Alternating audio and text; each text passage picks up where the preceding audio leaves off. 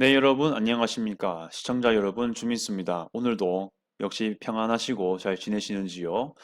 이번에도 역시 정치 관련된, 중동 이슈 관련된 소식을 올리고자 합니다. 물론 중동 정치 다 관련돼 있죠. 이스라엘이 또 시리아를 공습하였습니다. 이번에는요, 지난번과 달리 알레포가 아니라 시리아 수도를 공격했는데요. 그 타겟은 공항과 그 주변 지역입니다. 과연 어떤 일이 있었는지 한번 지켜보도록 하겠습니다. 네, 다마스커스 공항 공습 소식입니다. 이게 시리아 수도고요. 두 번째 공격 타깃이 어딘지, 세 번째 지역 내 철수를 확인했다고 했는데 누가 철수를 했는지 확인되는지 보고요. 네 번째로는 이스라엘군의 공습 목적이 어떤 건지 한번 지켜보도록 하겠습니다. 그 전에 이 지도로 세팅이 좀 필요할 듯 해서 여러분들께 알려드리겠습니다. 보시면 여기 이스라엘 있고요. 시리아입니다. 이 근방은 다 레반트 지역이라고 해서 중동 중에서도 좀 위쪽 지역이라고 볼 수 있는데요. 보시면은 예루살렘 있고 여기 시리아가 있는데 그 사이에 이렇게 제가 표시하고 있는 지역 보이죠? 여기가 점선 지역인데 여기가 골란 고원입니다. 지금도 계속 분쟁하고 있는 곳으로 알려져 있고요. 그리고 다마스커스가 이번 영상에서 대상 지역입니다. 시리아 수도이기도 하고요.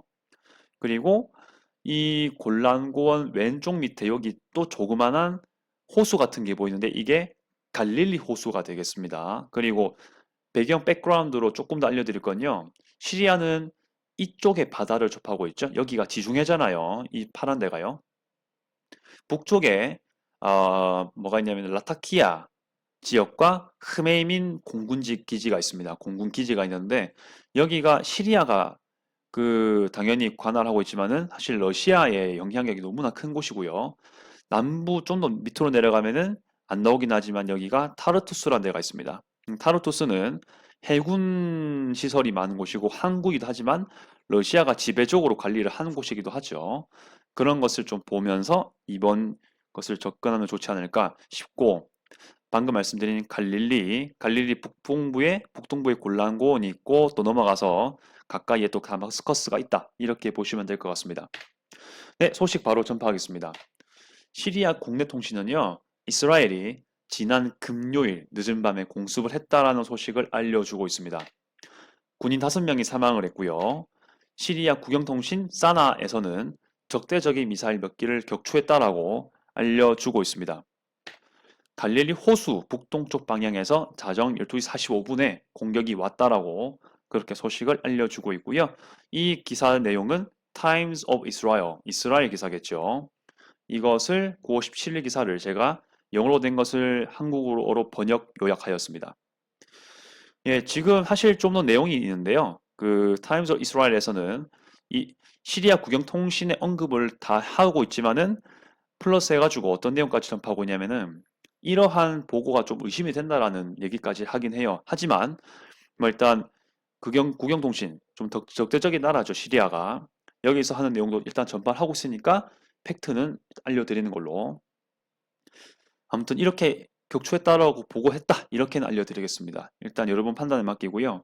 일단은 여기서 볼 거는요. 최근의 소식이었고 그리고 시점이 또 자정입니다.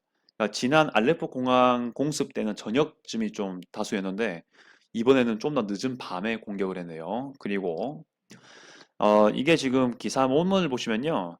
레이크 타이베리아스라고 영어로 되어 있고요. 아랍어로는요. 이게 음, 북하이라 따바리야 이렇게 되어 있습니다. 북하이라 따바리야 이렇게 되어 있는데 결국에는 티베리아 호수라고 부르거든요. 그러니까 아랍어에서는 갈릴리 호수라고 하다기보다는 티베리아 호수라고 많이 불러요. 그래서 이런 것들을 반영하고 있지 않냐는 생각을 하고 있습니다. 무튼 다마스커스 공항과 그 인근 지역까지 공습을 했다 이렇게 소식이 알려져 있고 인명 피해가 있는 것으로 지금 전해지고 있습니다. 그리고 이것은 8월 때 얘기입니다. 알레포 공항 2차례 공습이 있었다라는 거. 이것도 제가 이 영상 끝에 알레포 공항 관련된 공격 관한 소식 기사 그 영상을 올릴 테니까 한번 확인해 보시면 좋을 것 같습니다. 자, 공격 타깃은 그럼 뭘까요? 물론 일정할 거라고 좀 봅니다. 이스라엘 군 같은 경우는 일반적으로 국체적인 공격, 뭐 이런 것을 언급을 하진 않습니다만, 그러나 이란 배후 단체들에 대한 수백 차례 공격이 있었다는 것은 인정하고 있습니다. 그리고 레바논 헤즈볼라를 대표로 한 그 단체들의 무기 수송을 공격하는 것이다라고 하고 있고요. 사실 뭐 사실상 그렇죠.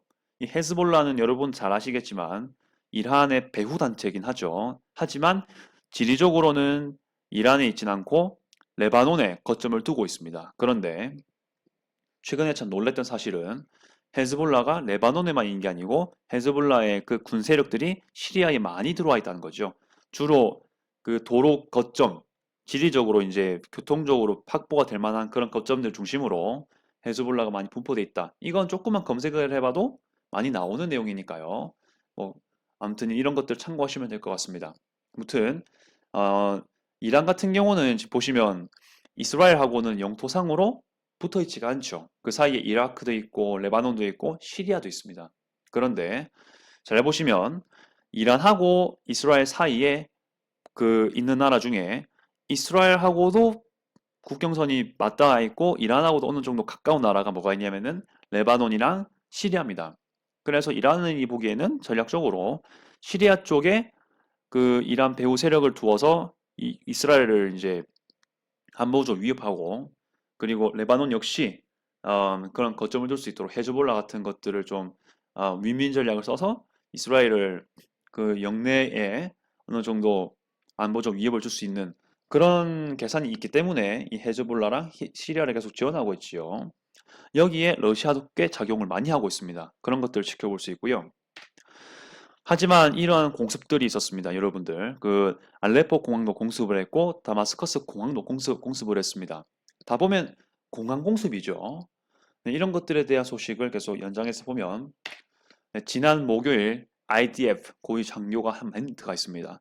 이제 이게 이스라엘 그 디펜스 포스죠. 이스라엘 방위군이라는 뜻인데요. 뭐 육군을 포함한다고 보시면 되고요. 최근 몇 주 동안 이스라엘이 공습한 것으로 보고된 시리아 내의 헤즈볼라 및 다른 이란입니다. 이거는 제가 오타가 냈습니다. 배후 민병대가 이 지역에서 철수하기 시작했다라고 군이 확인했습니다. 그 말은 여기서 버텨봤자 뭐 계속 공습만 당하고 어차피 힘을 쓸 여지가 별로 없다는 것을 확인하는 거죠. 자, 그리고 여기서 제가 봤을 때는요. 이렇게 할 수 있는 배경, 이렇게 할 수밖에 없는 배경 중에 하나가 또 러시아인 것 같습니다. 러시아가 계속 이제 우크라이나 침공 때문에 시리아 이 등지에서 다량 뭐 예상을 쉽게 할 수 있죠. 다량 철수를 했을 걸로 보고 있습니다. 그래서 알레포 공항 공습 역시 뭐 타르투스라든지 라타키아 방금 언급을 했는데 그런 데서도 방공망, 뭐 군 시설 이런 것들이 뭐 다량 철수가 됐지 않았을까라고 보지 않습니까? 그래서 그쪽 방향으로도 용이하게 미사일이 들어와서 알레포를 공격을 했습니다. 뭐 시리아 국영통신의 말대로 뭐 어느 정도 격추를 몇 개 했을 수도 있긴 하지만 모든 걸 격추를 시키지 못했기 때문에 이스라엘은 이스라엘의 소기 목적을 달성했던 거죠. 다마스커스 역시 마찬가지라고 볼 수 있을 겁니다. 근데 보시면요. 다시 그 지도로 가겠습니다. 네, 시리아는 분명히 이스라엘과 아주 큰 대립을 하고 있기 때문에요. 자연스럽지만은 다마스커스 인근에 엄청나게 많은 방공망이 있을 걸로 보입니다.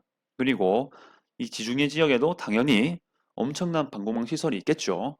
상대적으로 이라크 국경, 요르단 국경에는 조금 적겠지만 확실히 이 골란고원 근처에 다마스커스 특히 수도지 않습니까? 엄청난 방공 시설이 있을 겁니다. 그런데 이런 것들이 어떻게 됐던 겁니까? 뚫렸다는 얘기죠. 분명 이 방공망에는 러시아 영향력도 컸을 겁니다. 그런데 뭐 제가 이것도 사실 내피셜인데 여기에 있는 방공망 시설 역할에 뭐 나름 이란과 특히 러시아의 역할이 컸을 거라고 보는 거죠. 그런데 그런 것들이 몇 개 사라지지 않았을까라는 나름대로의 추측은 해봅니다. 물론 그전에도 시리아 공습을 많이 했지만 요즘에 더 자주 하고 있죠. 네, 그런 얘기를 하는 겁니다. 그래서 이스라엘은 더욱더 이 방공망을 뚫고 조금